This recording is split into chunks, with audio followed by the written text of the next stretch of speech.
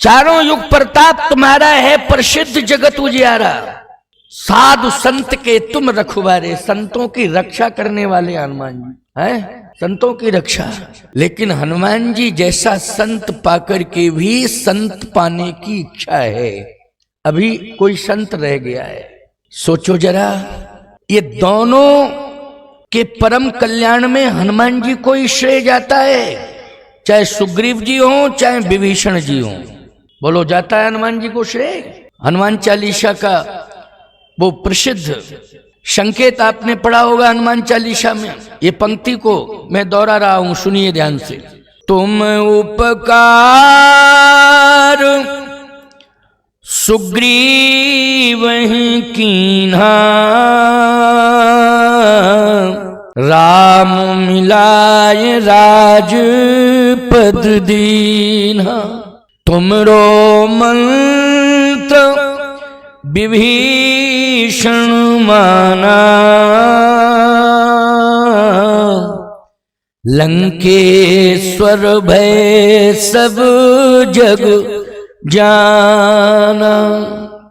इन दोनों के साथ इतना बड़ा उपकार किया हनुमान जी ने कि ये हनुमान जी के ऋणी रहेंगे, कभी भूल नहीं सकते हैं। हनुमान जी को याद रखना, ना तो सुग्रीव जी भूल सकते हैं ना विभीषण जी भूल सकते हैं। लेकिन गजब की बात तो यह है कि विभीषण जी को प्राप्त करना चाहते हैं राम जी, और कहते हैं कि हनुमान जी आपके बिना नहीं मिलेंगे, वो आप ही खोज करके लाओ। तो मैं तो कहता हूं कि हनुमान जी सीता जी को तो मुद्रिका देने के लिए गए थे, लेकिन विभीषण जी को राम जी के पास पहुंचा दें इनके इन प्रकार। इसके लिए हनुमान जी महाराज ने संकल्प लिया है और लंका की यात्रा प्रारंभ की है कि प्रभु की इच्छा है कि मुझे एक संत चाहिए, तो मैं अवश्य ही वह संत को प्रभु के हाथों में सौंपूंगा। वाह, सीधी सी बात यह है कि संतों की बहुत जरूरत है। ऐसा मत समझा करो कि ये त्रेता की बात हो रही है, कलयुग में कोई संत नहीं। लोग कहते हैं कि मैंने तो बड़े बड़े संत देखे हैं, लेकिन मैंने देख लिए संत, बड़े बड़े देखे हैं, देख लिए हैं संत। नहीं, इतनी हल्की भाषा का प्रयोग मत करना। अभी तुम अंधकार में हो, अंधकार में हो। कलयुग में संतों की कमी नहीं है, लेकिन देखने वालों की कमी है, पहचानने वालों की कमी है। देखने वालों की कमी और पहचानने वालों की कमी है। यदि आप भ्रमित हो रहे हैं, मैंने अमुक संत के बारे में ये सुना, अमुक संत के बारे में ये सुना, अमुक संत के बारे में ये सुना, तो मैं सतयुग से लेकर के अभी तक का प्रमाण दे दूं, उदाहरण भी दे दूं। हर युग में लोगों ने प्रश्न चिन्ह खड़ा किया है और टिप्पणियां की हैं संतों के ऊपर। कोई युग नहीं बचा है ऐसा। बोलो बचाओ तो बताओ, क्या विश्वामित्र जी के ऊपर टिप्पणी नहीं हुई? बोलो भाई, हुई कि नहीं हुई? क्या बृहस्पति जी के ऊपर टिप्पणी नहीं हुई? हुई है। विश्वामित्र जी के ऊपर टिप्पणी हुई है। बहुत संतों के नाम में बता सकता हूं, लेकिन नहीं, केवल एक ही बात कह रहा हूं, इन बातों को छोड़िए। विभीषण जैसा संत जो प्रतिकूल वातावरण में भी सत्य और धर्म को स्वीकार कर रहा है, बोलो है संत कि नहीं? वातावरण अच्छा नहीं है, मौत सामने खड़ी है। कब रावण मार दे विभीषण को, कब रावण प्राण ले ले विभीषण के, ये कहा नहीं जा सकता। एक एक दिन व्यतीत कर रहा है लंका में, किसकी याद में रह रहा है? प्रभु राम की याद में, भगवान का भजन कर रहा है। बोलो है संत कि नहीं? राक्षसों के बीच में रह रहा है। भगवान कहते हैं उसकी खोज करो हनुमान जी, जाके खोज करो। हनुमान जी महाराज लंका में प्रवेश करते हैं तो खोज कर रहे हैं। मंदिर मंदिर प्रतिकर शोधा। अच्छा बोलो भाई, साधु की खोज करने के लिए आप निकलेंगे, चाहे चित्रकूट जाएं, चाहे अयोध्या जाएं, चाहे हरिद्वार जाएं, नैमिषारण्य जाएं, आप अगर किसी संत की तलाश करोगे तीर्थ में तो मंदिर के अंदर ही जाओगे कि नहीं जाओगे? इस मंदिर में नहीं मिलेगा तो इसमें मिलेगा, इस मंदिर में नहीं तो इस मंदिर में, इस मंदिर में नहीं तो इस मंदिर में मिलेगा कि नहीं? कि रेस्टोरेंट में मिलेगा? साधु उसमें घुस के तलाशोगे कि महात्मा जी यहां चाट तो नहीं खा रहे हैं? क्यों भाई, बड़ी विडंबना है, बड़ी विडंबना है, क्या बताऊं आपको, है नहीं? गलत। साधु मंदिर में ही मिलेगा। इसलिए हनुमान जी राक्षसों की तलाश नहीं कर रहे हैं मंदिर में, साधु की तलाश कर रहे हैं। सुंदरकांड में इसलिए लिखा है मंदिर मंदिर प्रतिकर शोधा। लेकिन संत तो नहीं दिखाई दिया, देखे जहां तहां अगणित जोधा। हनुमान जी ने देखा कि मंदिर में साधु तो नहीं मिला, लेकिन आतंकवादी जरूर रह रहे हैं। समझ गए हो कि नहीं? आतंकवादी। आज यही विडंबना दिखाई दे रही है। साधु तो मंदिर में रहता है, लेकिन असामाजिक तत्व रहने नहीं देते चैन से। मंदिर की जमीन पर अतिक्रमण होता है असामाजिक तत्वों के द्वारा। मंदिर की जमीनों पर अतिक्रमण होता है असामाजिक तत्वों के द्वारा। और यहां तक कंडीशन हो जाती है कि चैन से महात्माओं को मंदिर के अंदर रहने नहीं दिया जाता है। बोलो यही कंडीशन है कि नहीं? यही कंडीशन है। लेकिन अब कुछ महात्माओं ने चैन की सांस ली। क्यों? महात्मा ही बैठ गया उत्तर प्रदेश में। क्यों भाई? महात्मा ही बैठ गया। आतंकवादी तो पता नहीं कहां चले गए, कुछ ऊपर चले गए, कुछ ऊपर ही चले गए, कुछ पता ही नहीं चला कहां चले गए, क्योंकि महात्मा बैठ गया। अच्छा बोलो भाई, सत्य कहने में क्या संकोच की बात है?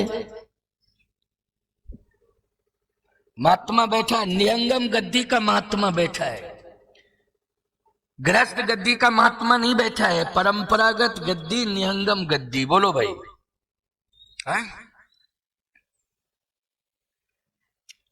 लेकिन लंका में भी, उत्तर प्रदेश में तो हनुमान जी ने महात्मा को बिठा दिया है। अब हनुमान जी लंका में भी महात्मा को बिठाएंगे। कोई राक्षस नहीं बचेगा लंका में। और किस महात्मा को बिठाएंगे लंका में? जल्दी बोलो, किस महात्मा को बिठाएंगे? विभीषण को। क्यों भाई? ये इसलिए यात्रा हो रही है कि नहीं हो रही है? ये लंका की यात्रा क्यों हो रही है? कि वहां किसको बिठाना है लंका में? विभीषण जी को बिठाना है। विभीषण जी को बिठाना है। लेकिन चिंता मत करना, दिल्ली में भी आगे आने वाले समय में महात्मा ही बैठेगा। दिल्ली भी नहीं बचेगी।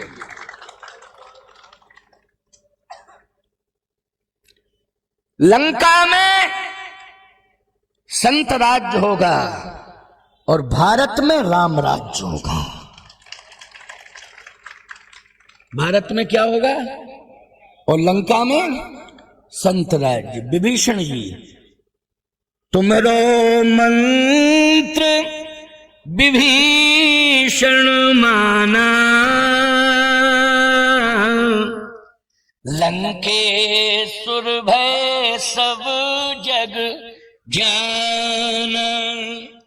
लंकेश्वर भय सब जग जाना। विभीषण जी लंकेश्वर हो गए। हो गए कि नहीं? किसके प्रभाव से हुए बोलो? हनुमान जी के प्रभाव से। इसलिए हनुमान जी जो खोज कर रहे हैं वो संत की तलाश कर रहे हैं कि मुझे मिल जाए, परंतु आतंकवादी मिल गए। अच्छा, वो सो रहे थे आतंकवादी, और सो रहे थे लेकिन शराब पी के सो रहे थे। करे पान सोवे दिन राती, लंका की परंपरा। मैं कोई अपनी तरफ से कोई बात नहीं कहता हूं, ऐसा कुछ नहीं है कि मैं अपनी तरफ से कोई बात कहता हूं। लंका की परंपरा में ये अर्धाली सिद्ध हो रही, करे पान सोवे दिन राती, शराब पी करके सो रहे थे वो। हनुमान जी ने कहा कि मंदिर में शराब पी करके सो रहे हैं। थोड़ा अंदर जाके और देखा तो आतंकवादी सो रहे थे और मूर्तियां रो रही थी। क्यों भाई, जहां आतंकवादी कब्जा कर लेंगे मंदिरों पर तो मूर्तियां रोएंगी कि नहीं रोएंगी? मूर्तियां रो रही थी। हनुमान जी ने कहा बड़ी दुर्दशा है लंका में, लेकिन संत की तलाश कर रहा हूं, वो संत मिल ही नहीं रहा है। और हनुमान जी ने कहा सबसे बड़ा माइनस पॉइंट तो ये है लंका का कि यहां मंदिर ज्यादा है लेकिन महात्मा एक ही है। क्यों भाई, मंदिर ज्यादा है लेकिन महात्मा? पूरी लंका में महात्मा एक, और लंका के कोने कोने मंदिर मंदिर प्रतिकर शोधा। क्यों भाई, मंदिर मंदिर प्रतिकर शोधा, हर कोने पर मंदिर, हर कोने पर मंदिर, लेकिन महात्मा एक। सोचो जरा, है एक अनार 100 बीमार, एक कहावत है ना, एक अनार और 100 बीमार। मंदिर ही मंदिर है, एक महात्मा, और उसका भी पता नहीं कहां गया, मिल ही नहीं रहा है, महात्मा मिल ही नहीं रहा है। इसका मतलब है कि राक्षसों ने उस महात्मा को खदेड़ दिया है, लंका से बाहर कर दिया है। बोलो है? हाँ, मंदिर से हटा दिया, वो पता नहीं कहां चला गया। अब राक्षस सो रहे थे। हनुमान जी ने कहा अगर इनको हम जगाते हैं राक्षसों को, तो राक्षसों को सोने ही दो, इनको जगाओ मत। अगर ये राक्षस जाग गए तो समझ लो हनुमान जी जिस सफलता के लिए आए हैं, जिसकी तलाश करना चाहते हैं, संत विभीषण की, ये राक्षस फिर उलझा देंगे। और महात्मा को तलाश रहे, महात्मा तो मिलेगा नहीं, हम ही को उलझा देंगे, इसलिए इनको सोने दो। जिस लक्ष्य के लिए आए हो उसकी पूर्ति करना है, इसलिए अभी इनको सोने दो। अच्छा भाई, आप लोग पढ़ते हो सुंदरकांड, सोए हुए राक्षसों को क्या हनुमान जी ने जगाया? नहीं जगाया। नहीं चाहते तो सो रहे थे, सो रहे थे, कुछ नहीं करना था, पूंछ मारनी थी, उठ। पूंछ में ही प्राण चले जाते। बोलो भाई, राक्षसों के पूंछ में बड़ी ताकत है, पूंछ मारनी, उठ। लेकिन नहीं, हनुमान जी ने कहा इसको निकल जाने दो, आराम से निकल जाओ, निकल जाओ। चलो जीव जंतु हैं, कथा सुन रहे हैं, लेकिन देखो स्वभाव से बाज नहीं आए, कू कू कू कू करने ही लगा है। हम तो अच्छी बात कह रहे हैं, जीव जंतु है सुनने दो, उसमें अपनी आदत से बाज नहीं आया है। मैं एक बात बताऊं आपको, जहां आप देखें तो 10-15 कुत्ते एक साथ खड़े मिलते हैं, ये इकट्ठे तो हो जाते हैं लेकिन एक नहीं हो पाते, लड़ते हुए मिलते हैं। जहां भी मिलते हैं कभी भी कुत्ते 10-15 से कम नहीं मिलते, लेकिन लड़ते हुए मिलते हैं। देखो वो पहुंचा वहां लड़ने लगा है, अध्यक्ष को प्रमाण की जरूरत है क्या? देखो लड़ने लगा कि लड़ने लगा भी। हाँ, तो कहने का मतलब ये स्वभाव है। और लंका में जो राजा बना बैठा है वो भी जो निकल गया ना, ये क्यों भाई गलत कह रहा हूं? 110 शीस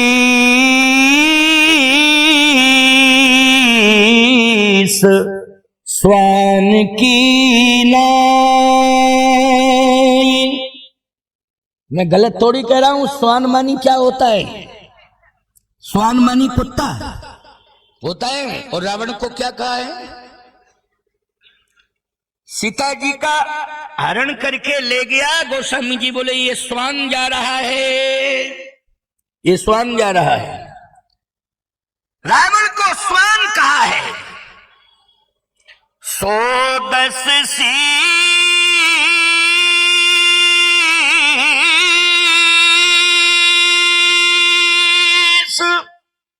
स्वान की लाई,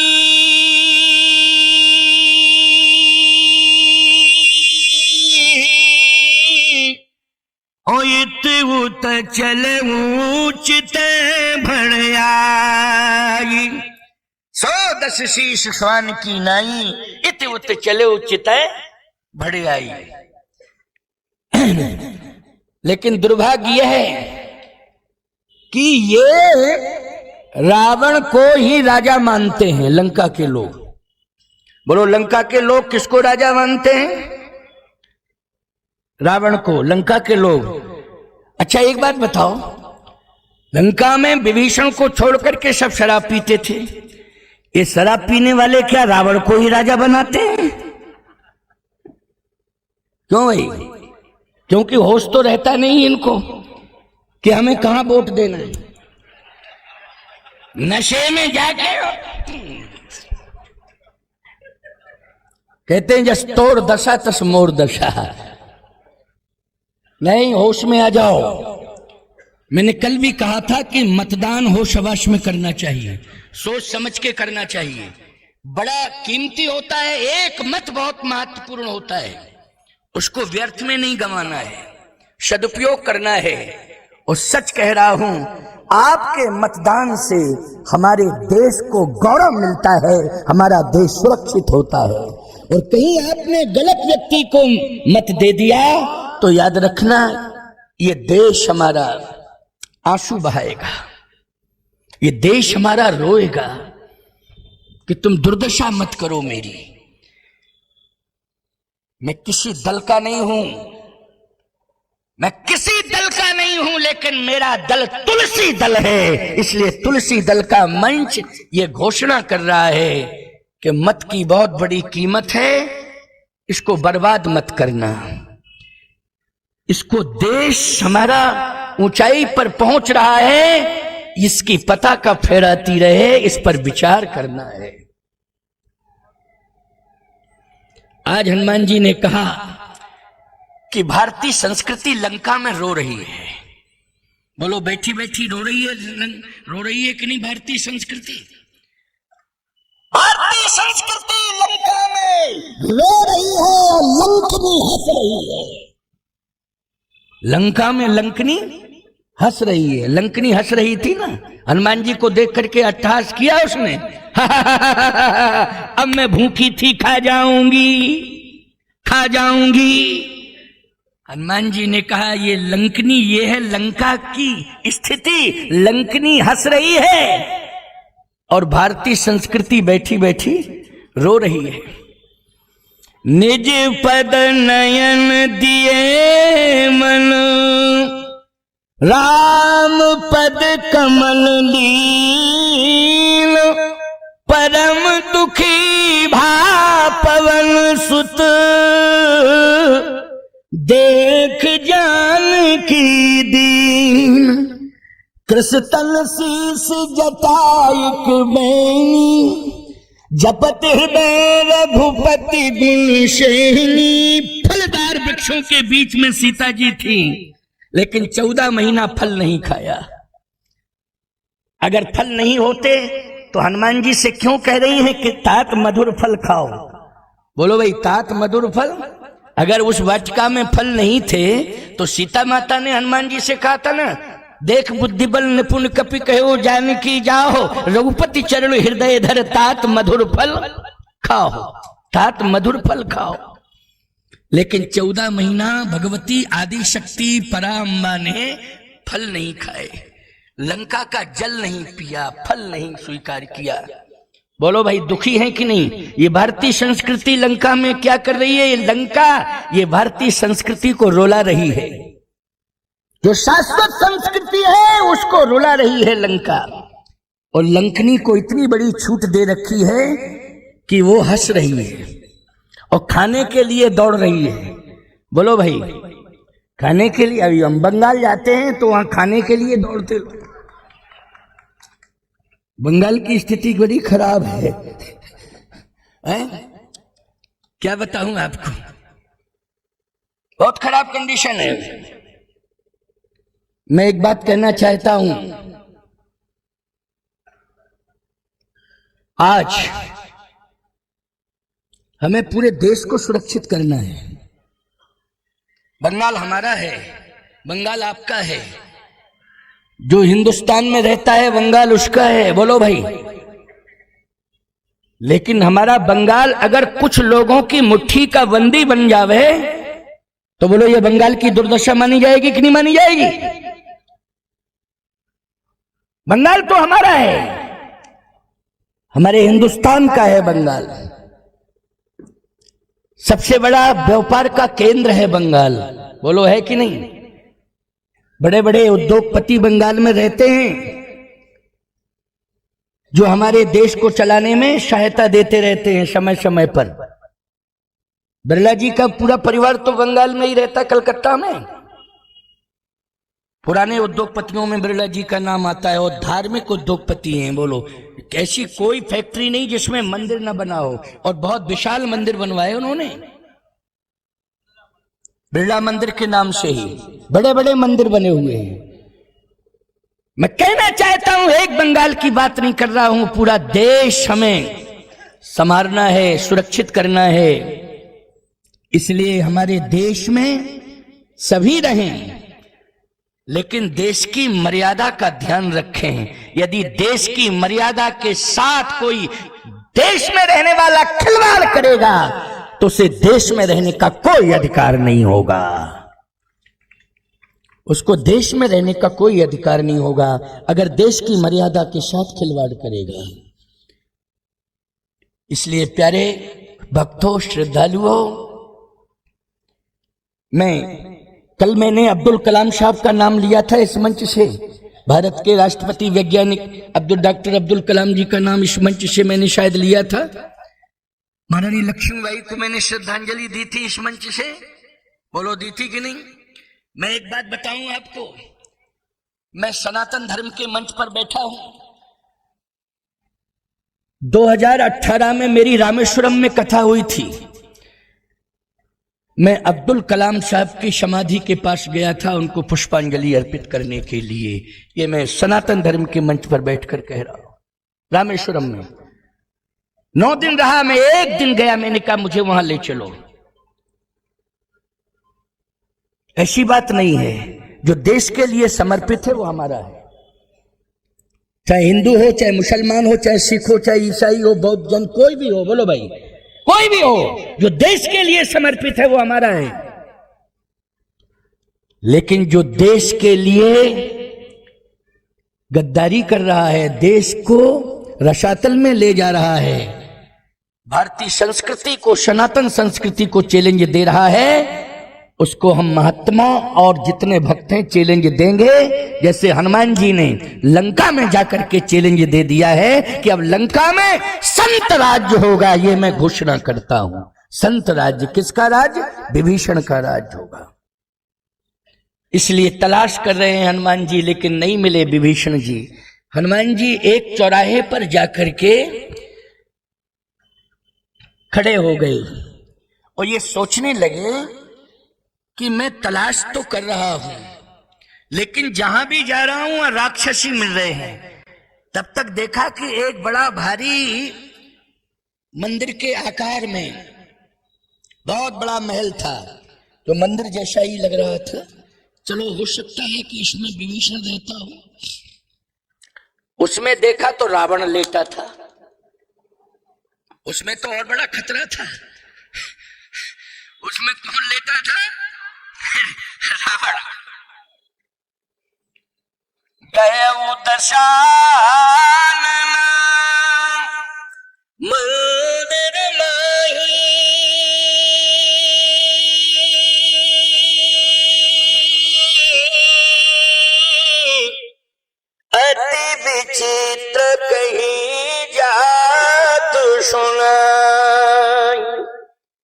शयन किए देखा कपिते ही, मंदिर महु न दीख वैदेही। आप कहोगे यहां वैदेही का नाम कैसे आ गया? इसलिए कि एक स्त्री सो रही है वहां। परम सुंदरी नारी ललामा, मैं तनिया मंदोदरी नामा। हनुमान जी ने कहा मैंने माता जी का दर्शन तो नहीं किया है, लेकिन सुना है सुंदरता कह सुंदर करई, और छवि ग्रह दीप शिखा जनु बरई। मैंने माता जी का दर्शन नहीं किया, लेकिन सुना है सुंदरता का सुंदर करई, छवि ग्रह दीप शिखा जन बरई। लेकिन नहीं, मेरी माँ तो सो नहीं रही होगी, वो तो बैठी बैठी रो रही होगी, ये तो सो रही है। और जहां रावण है वहां मेरी माँ कभी सो नहीं सकती है, मेरी माँ तो रो रही होगी। 14 महीना सीता जी लंका में रही, वाल्मीकि रामायण के अनुसार 14 महीना सोई नहीं, रोई हैं बैठी बैठी। शरीर कृष्ण शीस जटा एक बैनी। ये जो केश थे ना जानकी मैया के, ये उलझ गए थे, जटाओं में परिणित हो गए थे। क्यों? जब इन केशों को संभाला नहीं जाता है, तेल कंघी का प्रयोग नहीं किया जाता है, तो केश उलझ जाते हैं। 14 महीने तक उन्होंने श्रृंगार नहीं किया। श्रृंगार कैसे करती? श्रृंगार भारतीय संस्कृति में भारतीय आर्य ललना पति को रिझाने के लिए श्रृंगार करती है। अगर पति नहीं है तो कैसा श्रृंगार, किस बात का श्रृंगार? कोई श्रृंगार नहीं। यह भारतीय संस्कृति का संकेत है। जब भगवान श्री राम से दूर हैं जानकी मैया, तो किस बात का श्रृंगार? ऐसा नहीं है कि श्रृंगार अयोध्या में ही किया जानकी मैया ने, नहीं, श्रृंगार तो चित्रकूट में भी किया है। एक बार चुन कुसुम सुहाए, निज कर भूषण राम बनाए। सीता ही पहिराए प्रभु सादर, बैठे फटक शिलायति सुंदर। बोलो श्रृंगार हुआ कि नहीं हुआ? श्रृंगार हुआ है, ऐसी बात नहीं। अयोध्या में ही श्रृंगार हुआ है, चित्रकूट में भी श्रृंगार हुआ, लेकिन कब हुआ है? जब प्रभु श्री राम हैं, और प्रभु श्री राम ने स्वयं किया है श्रृंगार। लेकिन लंका में कैसा श्रृंगार? नहीं, लंका में तो ये केस इतने उलझ गए हैं कि जटाएं बन गई हैं, जटाओं में परिणित हो गए हैं। शरीर कृष्ण दुबला पतला एकदम। लेकिन ये तो मैं तनिया मंदोदरी नामा, परम सुंदरी नारी ललामा, ये तो मेरी मां नहीं हो सकती है, ये तो लंका की महारानी है, सो रही है, यहां से जल्दी निकलना चाहिए। हनुमान जी ने तुरंत, वो बहुत बड़ा महल था मठ, उसको छोड़ा, भागो यहां से, जरूरत नहीं है। क्यों? इसमें तो सबसे बड़ा आतंकवादी बैठा हुआ है। बैठा क्या, लेटा हुआ है। क्यों भाई? सबसे बड़ा आतंकवादी तो इसी में रह रहा है। देखो एक बात आपको बताएं, सोए हुए व्यक्ति पर वार नहीं करना चाहिए, नहीं तो हरण करने वाला तो रावण, ये तो पक्का पता चल गया था कि हरण करके यही लाया, और सो रहा था। कितना बढ़िया गोल्डन चांस था। हनुमान जी को कुछ नहीं करना था, सीधा नाक में पूंछ मार देते रावण की। बोलो भाई, इतने में प्राण निकल जाते। बोलो निकल जाते कि नहीं? नाक इतनी मुलायम होती कि जरा सा कोई नाक पर वार कर दे, हैं? तो फिर व्यक्ति चाहे जितना पहलवान हो तुरंत गिर जाएगा नीचे। गलत कह रहा हूं क्या मैं? नाक पर सीधा प्रहार करो तो चाहे जितना तंगड़ा तंदुरुस्त पहलवान क्यों ना हो, वो तुरंत गिर जाएगा। गलत कह रहा हूं? रावण सो रहा था, हनुमान जी के पास गदा नहीं थी, लेकिन पूंछ ही मार देते। तो रावण को पता ही नहीं चलता, ना कोई मुकदमा होता, ना कोई अपराध बनता, पता ही नहीं चलता कौन था। अच्छा, और एक बात बताओ, बंदर के ऊपर कौन सा मुकदमा चलेगा, जरा बताओ, कौन सी धारा है कानून की, बताओ, बंदर के ऊपर कौन लागू होती है? आपको क्या बताऊं, मैं सत्य कह रहा हूं आपसे। एक बार क्या हुआ है, बंदर मेरे पास छोटा सा बानर पला हुआ था चित्रकूट में। तो ये आपके मोती मणि जी थे ना, मंत्री रहे पिछली सरकार में मोती जी, वो गए चित्रकूट।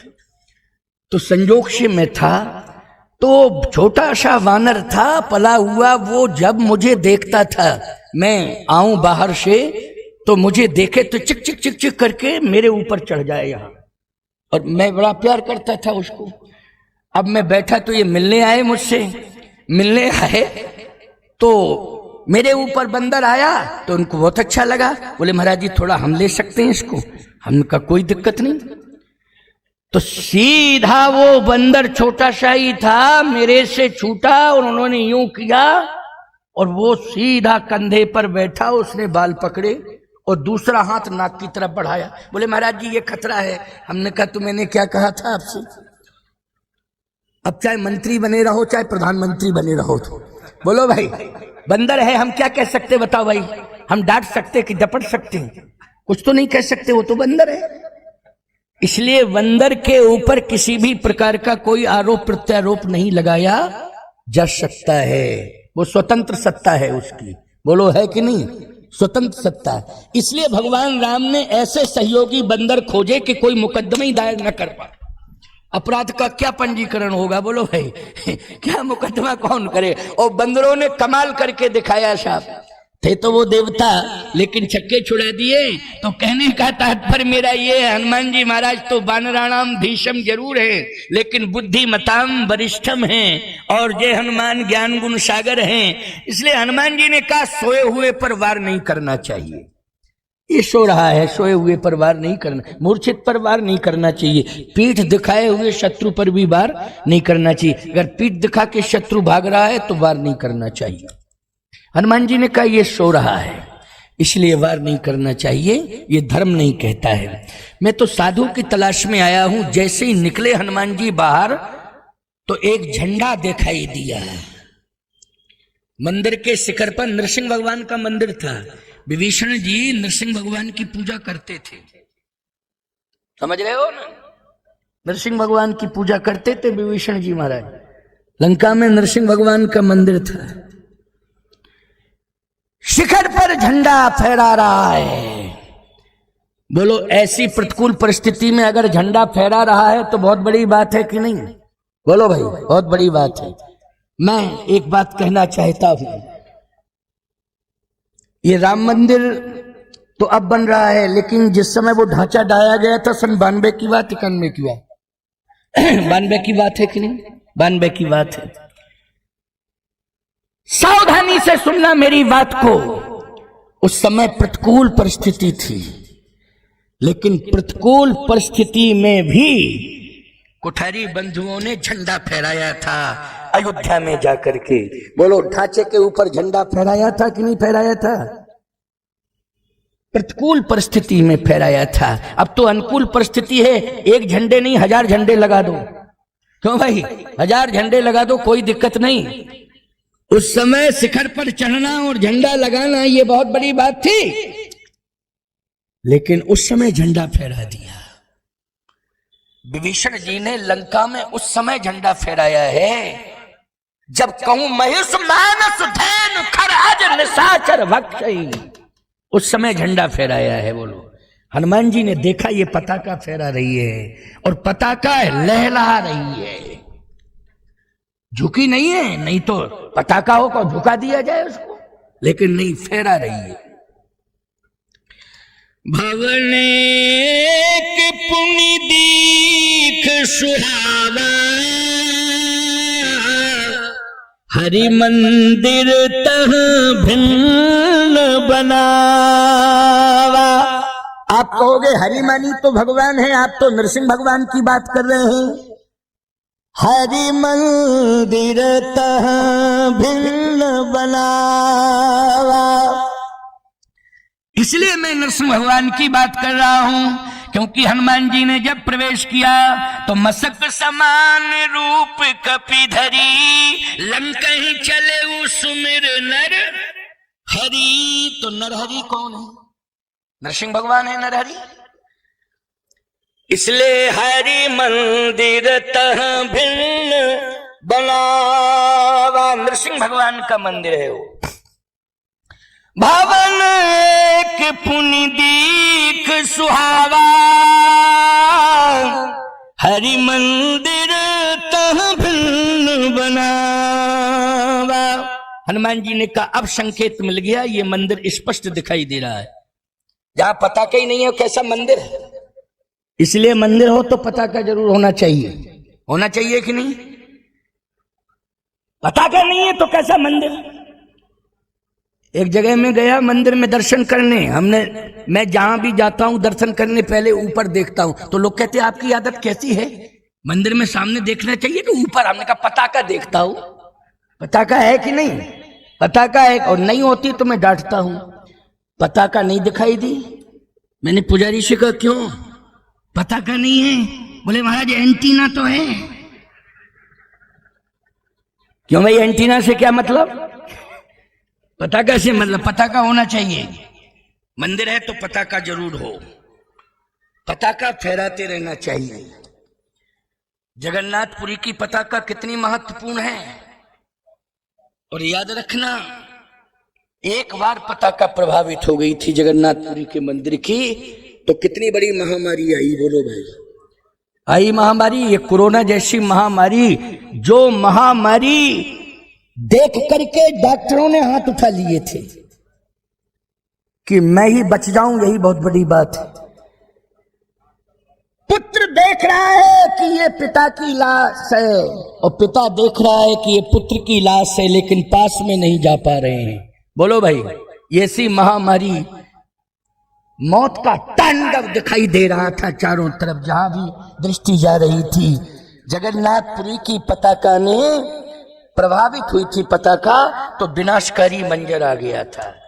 इसलिए पताका का बहुत बड़ा महत्व है। अच्छा, महाभारत का इतना बड़ा युद्ध हुआ, लेकिन हनुमान जी कहां बैठे थे? जल्दी बोलो। पताका में थे कि नहीं थे? और पताका बोलो रथ में लगी थी तो पताका पीछे रहती कि आगे रहती? आगे रहती कि नहीं रहती? बोलो, कितना बड़ा महत्व है। ये पताका ने ही विजयश्री दिलाई है। सावधानी से सुनना, महाभारत में भगवान भले ही सारथी बने थे, लेकिन पांडवों को अगर विजयश्री मिली है तो कहीं ना कहीं पताका का प्रभाव है, हनुमान जी की पताका का प्रभाव है। इसलिए हनुमान जी की बहुत बड़ी महिमा है। तो पताका देख करके हनुमान जी आगे बढ़े, और आश्चर्य देखा क्या? रामायुध अंकित ग्रहे शोभा बरन न जाए, नव तुलसी का वृंद तह देख हरस कपीरा।